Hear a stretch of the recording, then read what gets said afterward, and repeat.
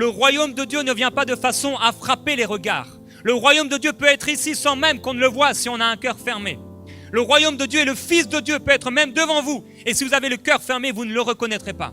C'est ce qui est arrivé aux pharisiens. Pourquoi? Ils étaient dans une routine. Ils étaient dans une religion. Ils refusaient de sortir de leurs limites religieuses. Et c'est pour ça que quand le Fils de Dieu, celui en qui pourtant ils auraient pu avoir tout pleinement, ils n'ont rien reçu de lui.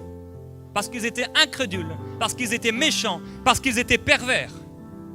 Parce qu'ils n'étaient pas intéressés aux choses du royaume de Dieu. Il y en a peut-être parmi vous, vous n'êtes pas intéressés aux choses du royaume de Dieu. Vous êtes intéressés à bien paraître, vous êtes intéressés à ce qu'on s'intéresse à vous, vous êtes plein d'orgueil et le Seigneur veut vous libérer. Mais gloire à Dieu, ce n'est pas le cas de beaucoup. Le Seigneur veut remplir son peuple.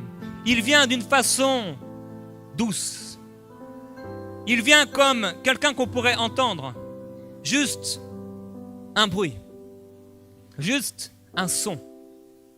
On sait que quand le serviteur était là, il a entendu des fracas, il a entendu des tonnerres et Dieu n'était pas là. Il était dans un calme, dans une douceur céleste. Parfois Dieu vient te toucher et si tu méprises ce commencement, tu ne pourras jamais aller plus loin. Dieu vient nous toucher parfois et ça commence avec un petit craquement. Mais s'il n'y a pas ce craquement, les os ne se mettent pas ensemble. Et si les os ne se mettent pas ensemble, les tendons ne commencent pas à pousser. Et la chair ne viendra pas. Et la respiration ne viendra pas. Et parfois Dieu nous pousse à aller dans une direction. Et il faut écouter la voix du bon berger. Il est le bon berger. Il a donné sa vie pour nous diriger. Ça n'est pas normal de ne pas savoir où on va. Ça n'est pas, en tout cas, normal de ne pas savoir que nous avons une destinée. Et ça n'est pas normal de ne pas avancer quelque part.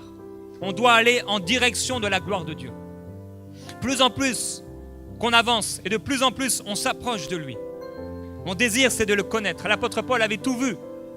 Il avait tout connu. Et pourtant, à la fin de son ministère, il dira encore, mon désir, c'est de le connaître lui, la puissance de sa résurrection et la communion de ses souffrances. La grâce de pouvoir souffrir pour celui qui nous a aimés. Et la grâce de pouvoir connaître la puissance de sa résurrection. On chante parfois dans nos chants la gloire de Dieu.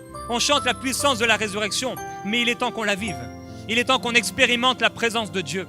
Il est temps qu'on expérimente la gloire de Dieu. Et cette chose-là, elle est possible. Il y a un homme, j'ai lu son livre, il s'appelait Rodney Howard-Browne. Cet homme disait dans son livre qu'il a appelé le toucher de Dieu, comment il est devenu à un point tellement désespéré de Dieu qu'il a dit dans une prière sincère et fervente, Seigneur, si ce n'est pas toi qui descends vers moi, c'est moi qui monterai vers toi.